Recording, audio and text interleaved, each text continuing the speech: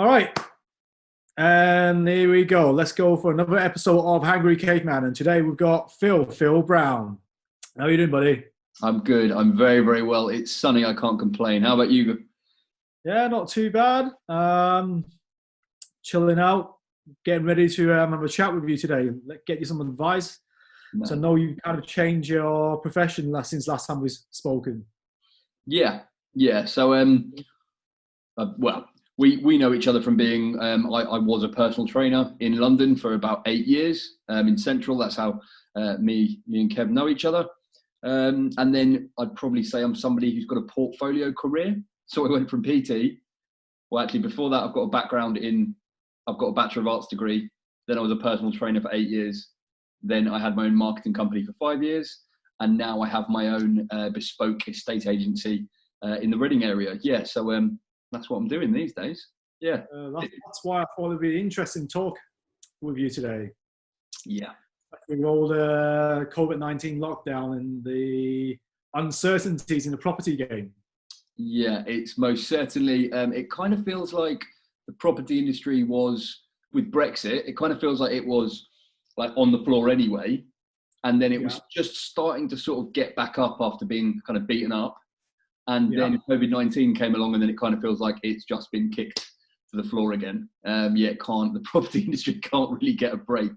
It's a straight punch to the nose at the moment, isn't it? It's just one of those things. I mean, the property market was basically kind of stagnant and everyone was a bit worried for 3 years. And then now it's like, oh, well, we sort of can't go and do anything. And it's sort of interesting times because government guidelines and whatnot, I mean, getting out to do anything, it's non-essential work, so we can't do that. Valuers going out to physically value things on behalf of mortgage companies, so lending's a bit more difficult. And then you've got mortgage holidays coming in so banks kind of have a little bit less money to actually lend out in general. So yeah, it's fun times. It is fun times. Yeah. What have you noticed in the last few weeks then? Well, what have you noticed in the last few weeks since lockdown? It's really interesting. I mean, like, so from a property sales kind of estate agency point of view, which is what my business does. So it's one of those cases where, so you've got a lot of people are holding off because we can't do physical viewings. So actually, doing anything is quite interesting. There's a lot of people taking mortgage holidays. That's kind of a big thing. Just, so they can kind of weather the storm, if you will, maybe build up a little bit of reserve. And anyone that doesn't know, a mortgage holiday is essentially you say to your bank, I can't afford my mortgage. And they just go, not a problem. We'll just give you a little bit of, we'll give you 3 months off. It used to be a case that it was a month that they would give you. Maybe if you were like, traditionally, if you were getting like married or you wanted to go on a big holiday or you had a baby and you were like, I could just do with not paying my mortgage for a month. Great. They would give you a mortgage holiday. But of course, they've extended them to 3 months at the minute. So that's a big change. The fact that we can't actually get out and physically do anything is obviously stagnating sort of the industry.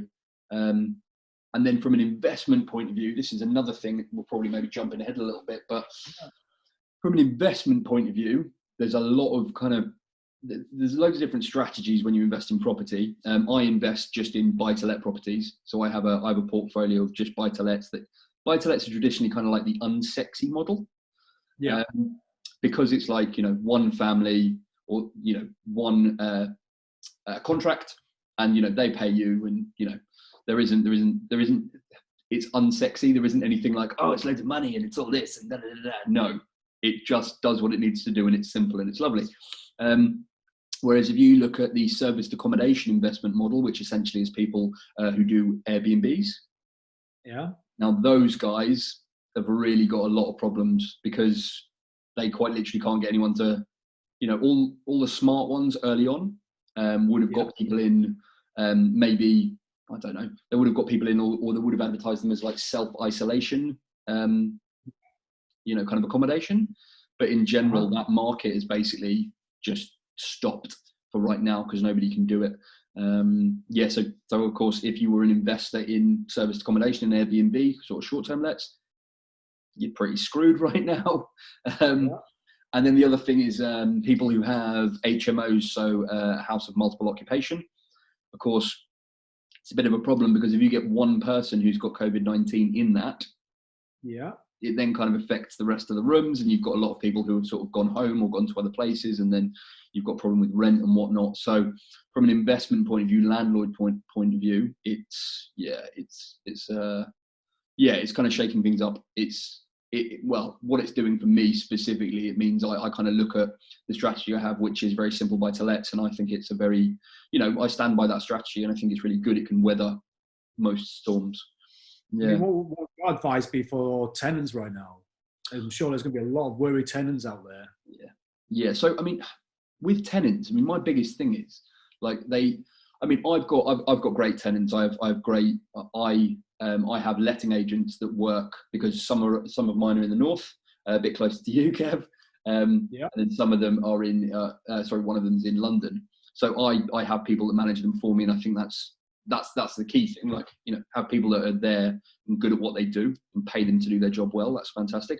But there's still this kind of like underlying idea that like landlords are kind of like the enemy, or landlords don't like their tenants, or tenants don't like their landlords.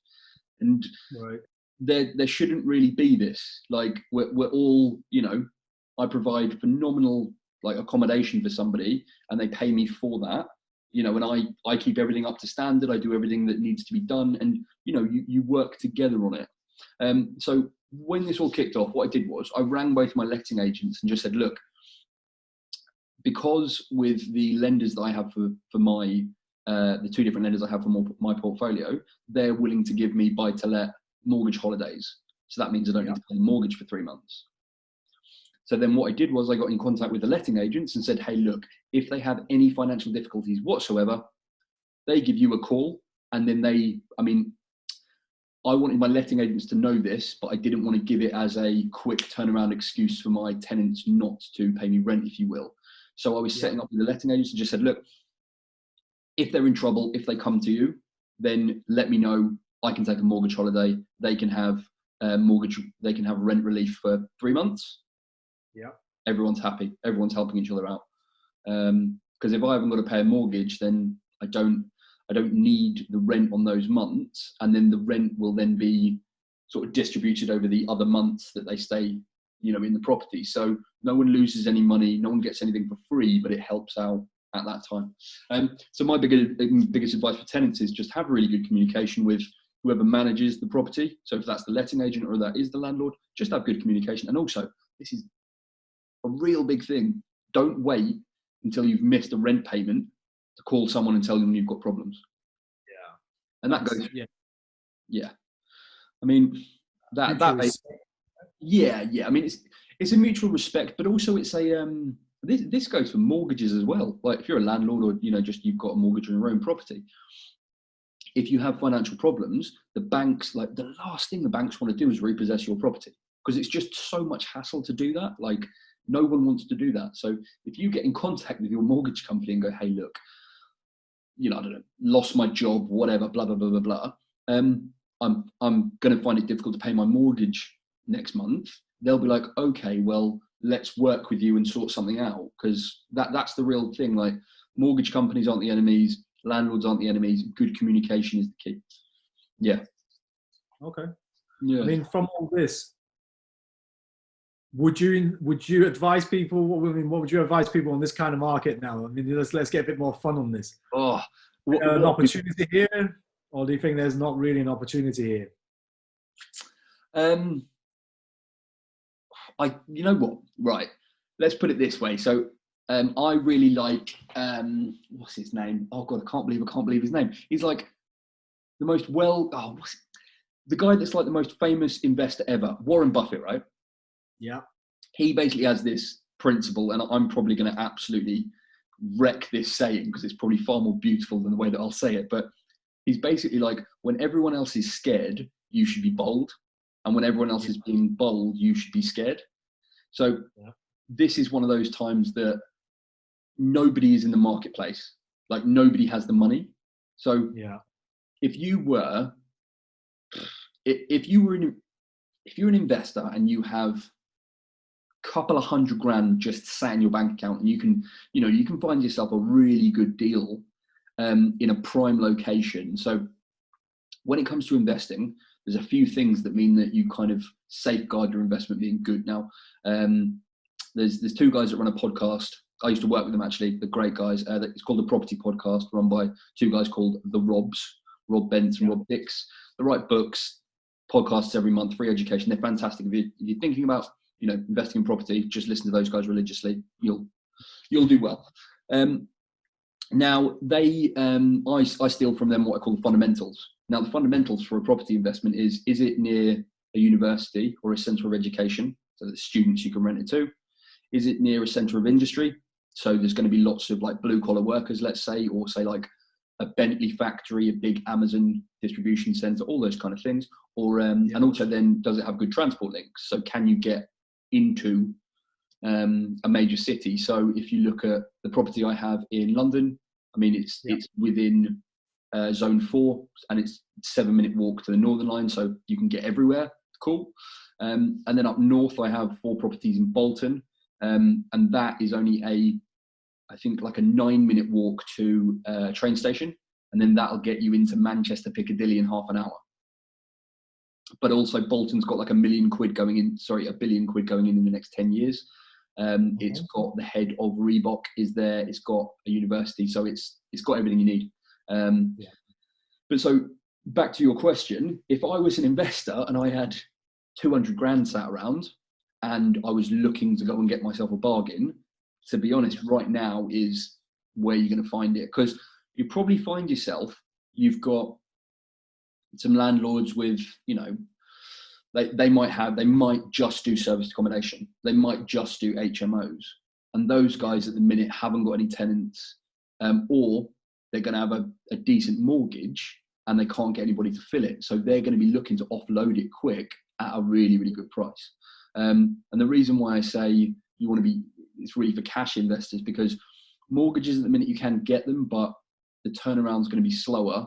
And I think they're going to get harder and harder to sort of meet the criteria. So normally, let's say, I don't know, HSBC will give you a 95% mortgage, so you need a 5% deposit.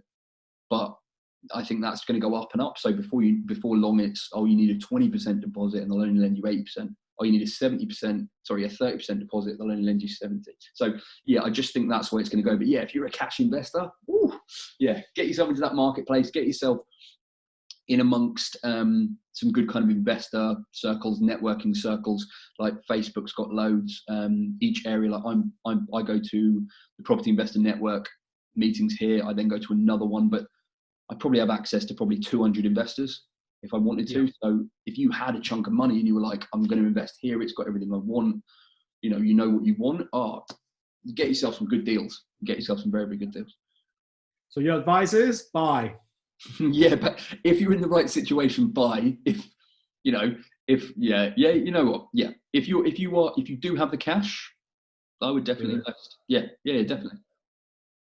I mean, this is a thing though. People do get a bit greedy, right? So yeah, we can get people who live in a little beyond their mean, and they're going to try and jump on this bandwagon. Yeah, and they might get burned. I mean, this is the game they're going to be playing, right? Yeah. Well, let's. I'll give you an example, right, of who's going to get burnt in this situation. So there's something called, there's another property strategy. Again, it's one of the sexy new strategies. Probably come about in the last couple of years. It's called rent to rent. So essentially the best way to think about this is it's legal subletting. So you've got a landlord who's maybe like, I just can't be bothered with renting my property out and the tenants and blah, blah, blah. Yeah. You'll get another investor who will come along and go, hey, look, I'll pay you your mortgage and a bit more, but then I'll take over running that property for you. Yeah. And then this guy obviously charges whatever he wants to charge. He makes a bit of money from it and manages the entire thing. This guy sounds too good to be true, buddy. Well, okay, so this is a fully legal, like you can find courses on this. Well, most property courses you really have to be careful with. I mean, property education is great. Property courses are shit. Most of them are just hands down shit. It's stuff that it's hands down stuff you can learn from probably 4 books and then just listening to podcasts. Come on, Phil, tell us about it then. Tell us the basic, what should we look out for on this? Right. So with property courses, you just got to look out for the telltale signs. First and foremost, there's a company called, I think I'm allowed to do this anyway, but it's a company called Legacy, right? Legacy Education. And it's kind of slightly part of, or it's got some kind of association with the Rich Dad, Poor Dad kind of like company. So Mr. Robert. Yeah, Mr. Robert Kiyosaki, who I quite like, who's got some good principles, who is the book I would give to everybody if I could only give one book, and also is the person that put me onto property investing. So I can't be that horrible to him. He's got some good fundamentals. The rest of it just goes a bit wonky. You're a bit like, stop repeating yourself, and well, that's bollocks. I'll just get a basic principle and we'll just follow it. Yeah. But what we have is this. This is going to be hilarious. Right. Bear with me 2 seconds. I've literally got an Amazon order that's just turned up at the door. One second. And he is back with us, all viewers. Yeah. Right. Where were we? We were. I was telling you some home truths about the property education industry. For advice into getting into this game.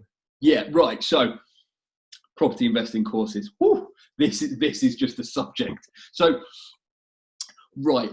Let me tell you a story. This probably describe it really well. So, I went to a and really, like, my brothers actually took the piss out of me at my wedding during their best man speech about this. So I went to a Robbie Fowler property investing free,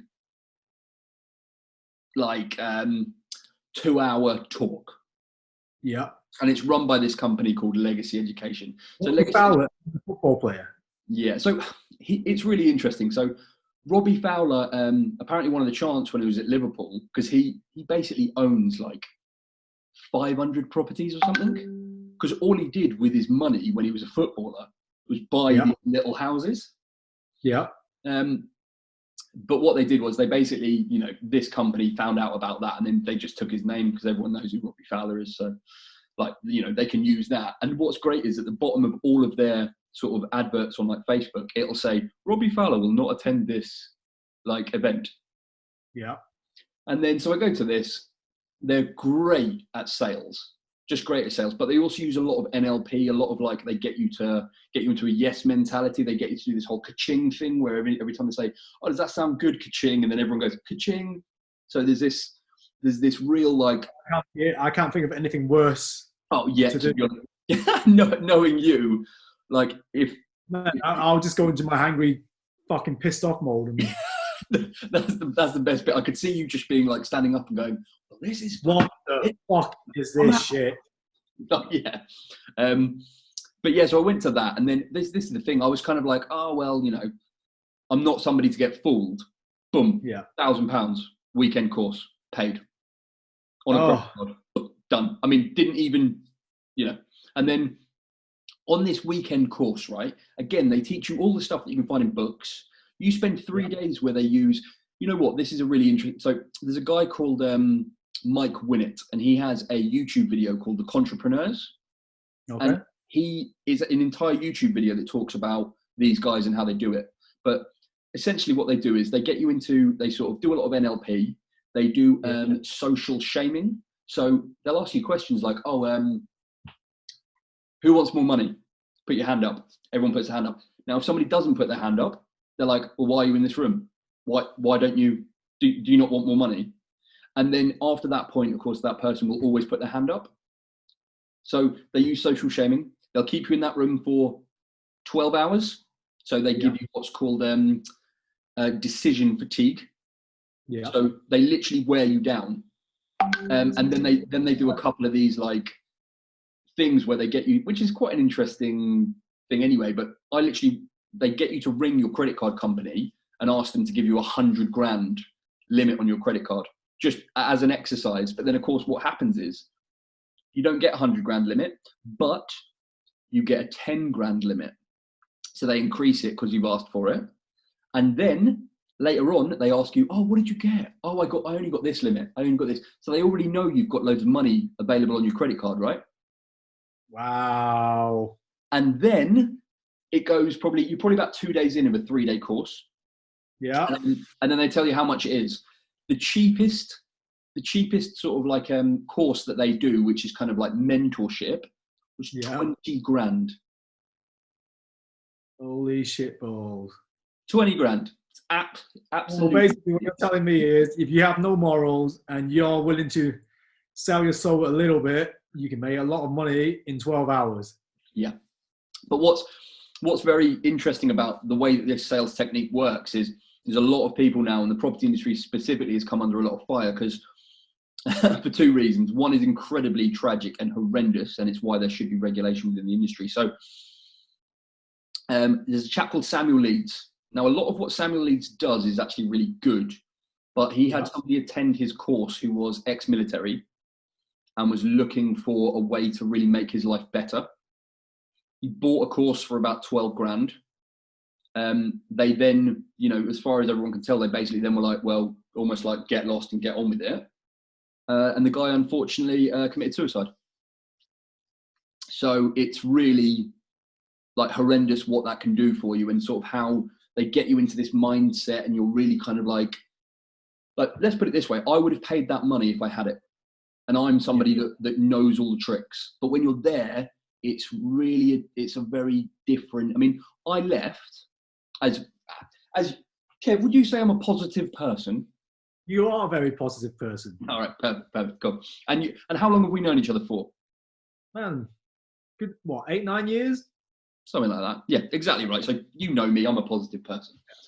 So I left the course about 6 hours early because I was just, if you weren't going to buy the course, they made you feel like you were never going to do anything. I had people say to my face, if you don't buy this course, you're going to fail. You will never do it by yourself. Like, just, there's no other way. So I left and I felt so like deflated and like depressed. I went home and like got into bed. My then girlfriend, now wife, came home and was like basically like, what the fuck has happened to you? Like, what's going on? And I explained it, and she was like, sounds like a cult. But yeah, so I'm very fortunate, never put any money down on that. And then, sorry, the other thing, just talking about, there were two things with Samuel Leeds. Samuel Leeds the other day used a picture. So he met Alan Sugar at one point, took a picture with him. And then he basically then started talking that he was getting mentorship from Alan Sugar. But then, of course, the great thing was Alan Sugar had all of his like PR people just absolutely go to town on Samuel Leeds and be like, this has never happened. He has nothing to do with us. Yeah, it's a messed up little industry. It needs regulation. It really does. It sounds like the fitness industry, buddy. Oh, no, that's what's really interesting. I mean, I suppose with the fitness industry, the one differential and the better thing about the fitness industry is there isn't really you're not talking about the same like quantities of money, you know, because come on, it's selling people hopes and dreams, put them in the room, make them feel like shit, and then say you'll never do this without us. Yeah, I suppose that is true. Yeah, no, that's probably very fair. Yeah, fair, right? I mean, yeah. You know what? Actually, that's pretty bang on, because the levels of money are different, but at the same time, the principles of how they do it is it's just not okay. Work with insecurity. Yeah. Find out what they earn. Yeah. Make them feel like shit. And then take the money off them. Yeah, exactly. It's not okay. It's just not okay. Dirty industry. Yeah.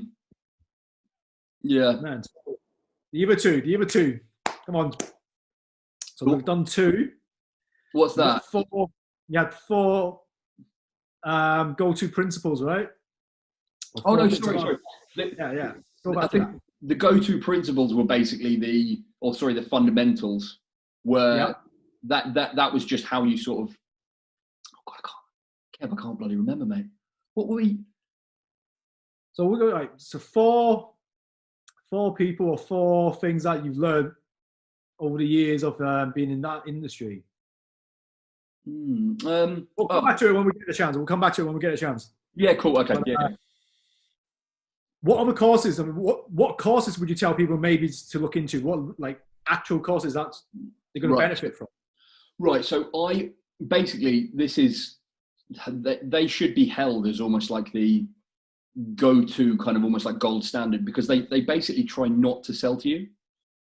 So the company that I worked for and I've listened to, so basically they're called the Property Hub UK, or sorry, it's probably Property Hub UK now, run by two chaps called Rob Dix and Rob Dix. They're just great. I mean, they run the Property Podcast. Now, the Property Podcast is the most downloaded business podcast on like Apple. It gets, and I know this because I literally looked at the figures. So they get around, I think, around 150,000 downloads a week. And basically they do the Property Podcast. So that's about like 30 minutes. And then they do Ask Rob and Rob, which is quite literally where people ring up and go, what about this to do with tax? Would you buy this?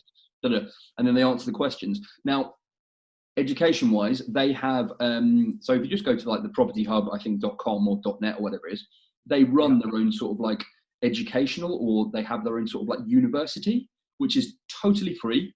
And it's just videos that you can go through and you can do, and they'll take you through, I don't know, like what to invest in, where to invest, how to work out yield versus return on investment, all this kind of stuff. They're the guys that I would go to. I would read all of Rob Dix's books because there's like Property Investing for Beginners, How to Be a Landlord, Beyond the Bricks, and there's one other one. And then I would just read Simon Zutshi's Property Magic. They're all really good. You know what? That's basically your foundation, right? And I mean, that will cost you, those books, they're about what, £7 each. So what's that? That's 35 quid. And then 35 quid, and then listen to some podcasts. And then the biggest thing about property, don't spend any money on courses. Go to networking. Okay. Like after this, remind me. Send me the books you just told me. I'll post it on the note underneath later. Yeah, sure. Yeah. So you say then, don't go to courses. Don't go to courses. Just don't go to courses. Because what's really interesting is like, you know, the world of sort of like property training is quite kind of shitty, but property investors in general are great people. Like they will, basically everyone's happy to give you their time. Like I've just sat down and had coffees with people who I've met for the first time at a networking event, and they're like, I've got no idea. And I'm like, look, just give me a call. We'll grab a coffee and we'll have a chat. And then I can answer any questions they've got. And you just end up building a network of people. So like right now, if I want to, I can call one of the top 10 architects in London, because he's a friend of mine and a networking contact, and I could get him to look over plans for free, which would normally cost you maybe a couple of grand. I've got access to, like I said, I've got access to about 200 investors. So if there's anything like I need to know how to do, you know, what do I need to find out about development? I need somebody who specializes in HMOs. I want to find somebody who's successful in rent to rent. So I want to find somebody who's good at service accommodation and Airbnb. Boom, go straight to them. I need to find out about tax. Oh, I've got somebody who can do that. Bam. What's the best way to buy the properties? Should I buy them in my own name or should I buy them through a company? By the way, most of the time it's through a company right now. But this is my point, like networking, everybody will be willing to give you their time.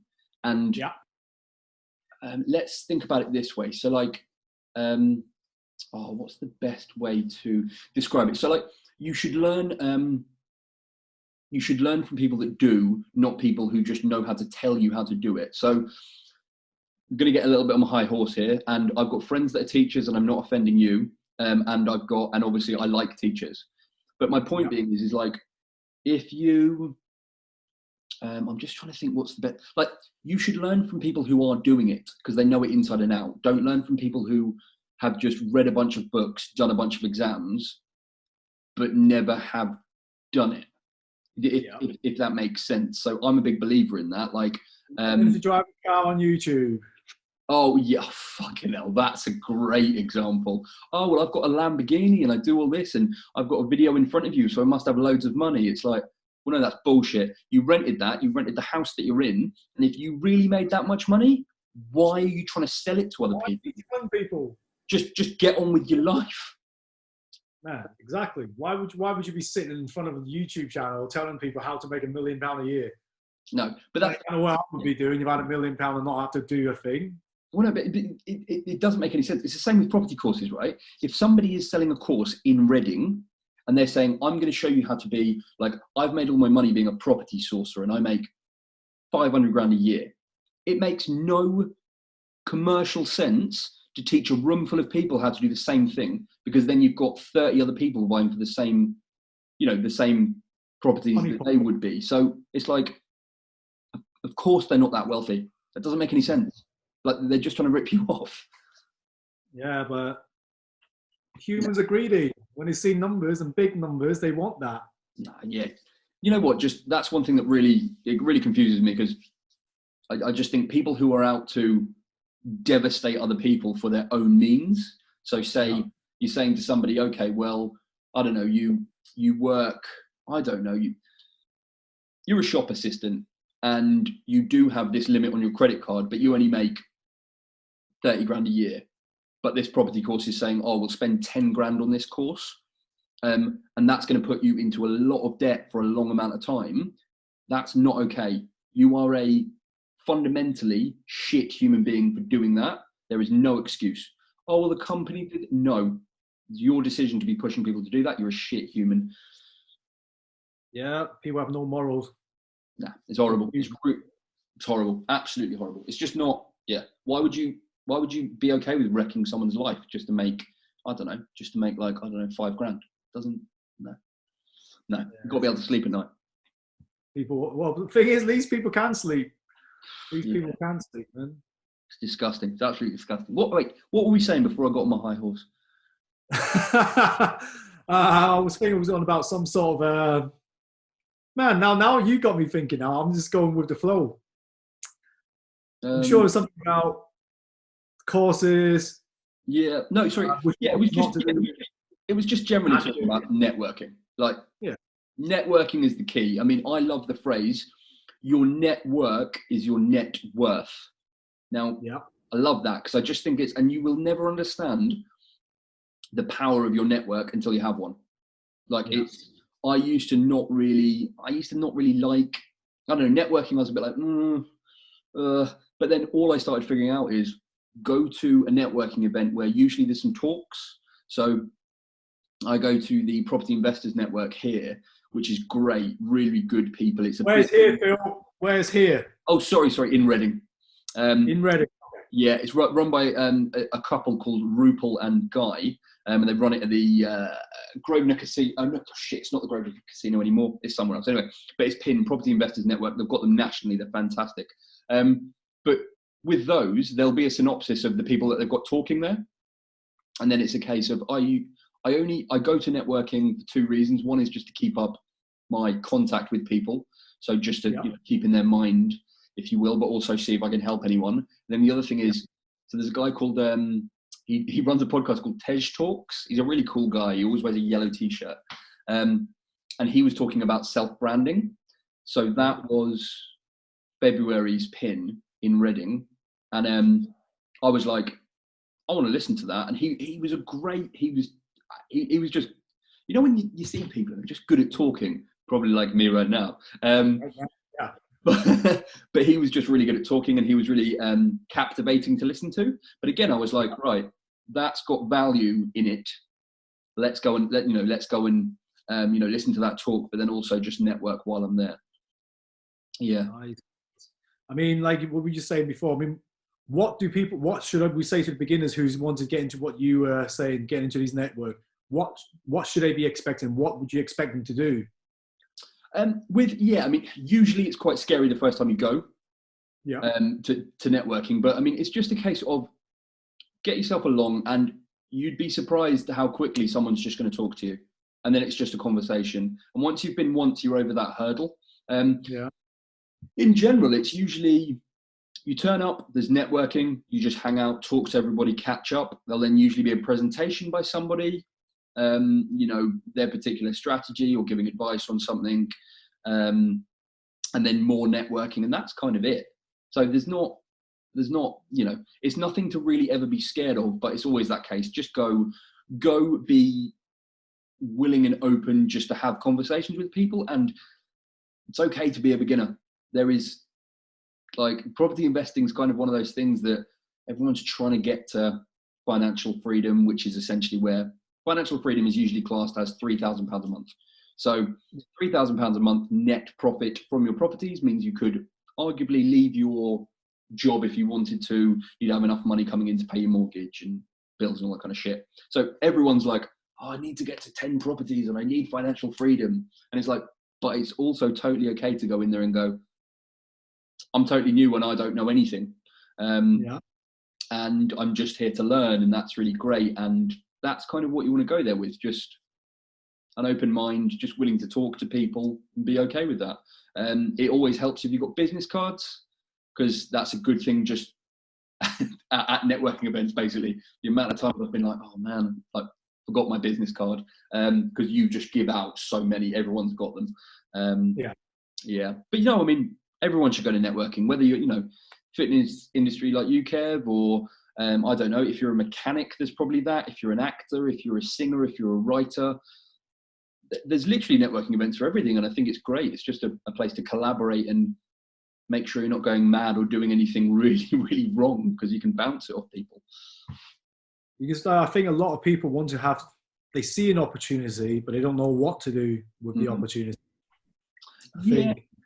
Sorry, go on. It's down to an experience, your experience and gut instinct, right? Yeah, I mean, look, property investing is always just going to be something where I had this conversation. I've got a very, very good friend of mine called Tom. Now, him and his brother are property developers in sort of Manchester, and they create these beautiful care home sort of assisted living facilities. Yeah. And I remember we were having this conversation once when I went up just to see them and see what they, see one of their sites. And we just I remember this particular part of the conversation, we were just talking, and it was like, you're just always going to get to a point, whether it's your first, it will be your first deal. You're going to be terrified because you're going to be thinking of all the things that can go wrong. Like, what if I buy this and then I don't know, it's got subsidence and it falls into the ground and you're fucked completely and you can't do that. Right. Now, that is what everyone's going to go through. You're just going to be terrified. Like the day before it all completes, you're just like, am I making the biggest mistake of my fucking life? Because I know this, because I've done this. I've been on the phone to a mentor of mine that I have, who I met through networking, and I was literally I'm like shitting myself, like, what if this happens? What if this happens? What if this happens? And he just went, Phil, has anything really ever happened in your life that you haven't really been able to figure out? And I was like, well, I suppose not, no. And he was like, well, why is property any different? And I was like, oh, okay. So that gave me some confidence. But sorry, me and Tom were having a conversation, and it's really, you're either going to do it or you're not. You can't really fake or kind of half-ass property investing. You either buy that property or you don't. Oh, and also just to let you know, those properties where I was shitting myself on, I bought them over a year ago. Touch wood, they're great. Everything's good. But they found it used to be a pub.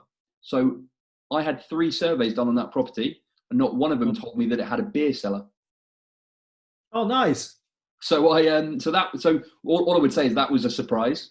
And then but that's a good surprise, though, right? Yeah, well, I mean, I haven't actually been able to get down there because there's a huge steel plate that covers it, which I don't want to take up because I have to pull out a door and there's loads of shit. Anyway, but all I did was I went, fuck, what does that mean? Oh, shit. So what I did was I rang a few people in my network and said, hey, I just found a cellar. And most of them went, cool, that's nice. Exactly. Whereas I was shitting myself, I was like, what if it falls into the ground? And then the next thing I did was I rang my insurance company and said, hey, there's a beer cellar. And they went, so? They literally didn't care. So then all I did was I got them to make a note on my account that we had that phone call, so that if anything happened, I did alert them to that fact. And that was... Man. That was it. That could be a great addition to your property, man. That was like a man cave. Yeah, well, we've got to see. At the minute, it's like there's 4 separate flats. There's 3 2-bedroom flats, 1 1-bedroom flat, sort of double stacked on top of each other, and then a communal garden and garages and stuff.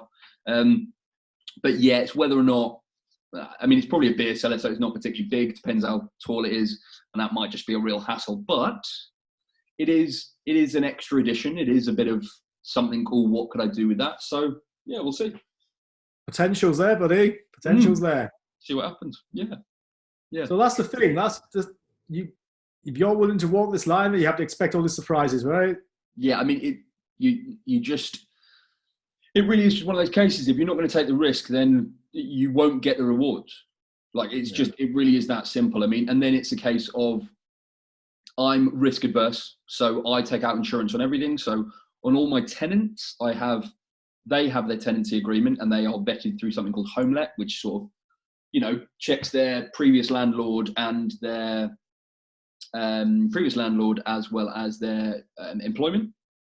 Yep. And then if they say, yeah, they're good to go, and they sort of pass those checks, then I can take out insurance on them. So if they stop paying me rent, that pays me. And what I do is I basically have the tenants are good, good tenants. I then have a guarantor from them. And then if that doesn't work, I then have rent guarantee. So again, it's kind of, there's a lot of ways to mitigate risk. You can never do it 100%. That's just kind of the way it works. But all in all, yeah, it's, but yeah, you're either in it or you're not. And I see a lot of people as well. So who get paralysis analysis.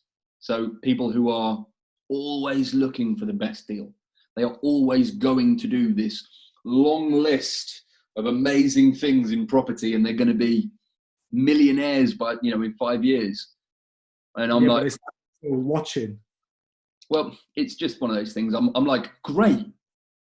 Cool. Do it. Done it. Yeah. Yeah. Do it. Yeah. It's in any industry, you see all these people going to smoking some big pipe dreams up there, but never do anything about it. No, it's a lot of spreadsheet millionaires. That's the way that I term it, is like, oh, but if you look at all this that I've written down and these calculations, you're like, people. But you haven't done money there. Yeah. Let's do this. No, exactly. So yeah, it's quite, I find that quite funny. Yeah. There's another thing. I mean, if any of my my listeners want to find you, where could they find you on? I mean, what's the best format to find you? I mean, just like, well, I have my estate agency in Reading is Yopa. So Yopa is a big national franchise business. So you've got the backing of like a huge national business, but then I'm the franchise owner for Reading. So if you were to type in Yopa Reading into Facebook, you'll find that page. You can just message me through there. Or, I mean, Kev will just, if you're cool with it, I'll just stick. Yeah, I just want to make sure people can find you. If they need quick advice off you, I'm sure there can be people that need your help right now. Yeah, I mean, I've been going through today, man. It's exactly what I want to do and talk about today. Thanks for this, man. No, it's all good. I mean, this is the thing. Like, I really like property. There's something really kind of great about it in terms of from an investment point of view, but there's also something really lovely about seeing, giving a couple the keys to their first home. Like there's something really lovely about property, and everyone understands it. And it's, I love a bit of property from all points of view. So yeah, I'm always happy to talk shop in any context. All right. Yeah. Is there anything you want to add to this this property stuff? I'm just trying to think. Let me just have a quick look at. I want to have a look at if there was any particular really juicy questions that I sent through to you. No, covered most of the. Yeah, most of me. I will tell you what. Yeah, let's just cover that one. Which one? Will the market crash after COVID-19? Right. So, probably a bit, yes. Yeah. Like, what's your prediction? So, how much by percentage? I don't know. I'd say probably a maximum of about 20%. But I do think we're going to get a really quick recovery. That's the See, I was thinking more like 20 to 30%, man. Yeah, it's going to be. I think it's just because it's linked so closely to the economy. Yeah. And just the fact that people aren't going to be able to get back to work as quickly as they want to. The lenders are all still going to have a bit of a remnant of being sort of a bit buggered from all the mortgage holidays. So they're not going to have as much money. It'll take them a little bit of time to let off the lending criteria. So things just won't move as quickly. Mm-hmm. But then I do think that you have to consider that the government through quantitative easing put about 2 billion. They printed about 2 billion. Or sorry, they didn't print it. They just typed it into a computer. About another £2 billion worth. So that dilutes obviously our currency, but at the same time, there's another £2 billion within the pot. So eventually, one way, shape, or form, it comes back out and it has to go somewhere. So I think the banks in general will just have more to play with eventually. So I think we'll get a decent spike. And also, we've still got the, from Brexit, there was a lot of pent up demand, which we were starting to see was kind of coming through, because year on year from January 2019 to January 2020, I think there was an increase of house sales by something crazy like 17%. So you could already see an upward spike. And again, banks really want to lend. They weren't able to lend for about 3 years.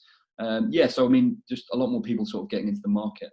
So yeah, I think we're gonna, I think we'll just do a V dip. We're just gonna come out and drop down, be a bit crap, but there's a lot going on behind the scenes, a lot moving. How long do you think this V dip of yours is going to be in your position between the dip and the rise? Max of 6 months. Max of 6 months. Oh, okay. Yeah, I actually reckon once it goes back to kind of normal. I mean, the problem is you just don't know what COVID-19 is going to sort of do and how it's going to play. It's like if there's a second wave, if there's something else. That's what I'm thinking. What happened if it's a second wave? Okay, fine. If we're going to do one wave, that 6 months period sounds about right. But if it goes into like a second third, fourth mutation by then, what are we going to do? Oh, I mean, that's exactly it. Who knows? I mean, that really is what a question. I mean, if it was like, right, we've had it, hit the peak, everyone goes back to work in 2 months, like normal, then I reckon there'll be a 6 months where it kind of goes down, and then it's like everything's happening in the background, but it's sort of going down, and then I reckon it'll recover really quick because all the background pipelines then actually start coming through really quickly, and it'll pick back up. That's basically what I reckon will happen. But it's $1 million question. There's no blueprint for COVID-19. You can't, if it was, there's just no way to predict what it will do or how we will come out of it. That's one of the terrifyingly annoying things about it. Who knows? No one. Oh, but this is where you're going to trust your own instinct. Yeah. You got that dice, right?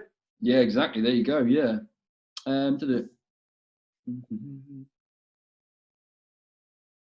So, Phil, let's go into we've listed on all the working stuff now. Let's go a bit lighthearted. So, what's been happening in the last few years? I see you got a ring on your finger now.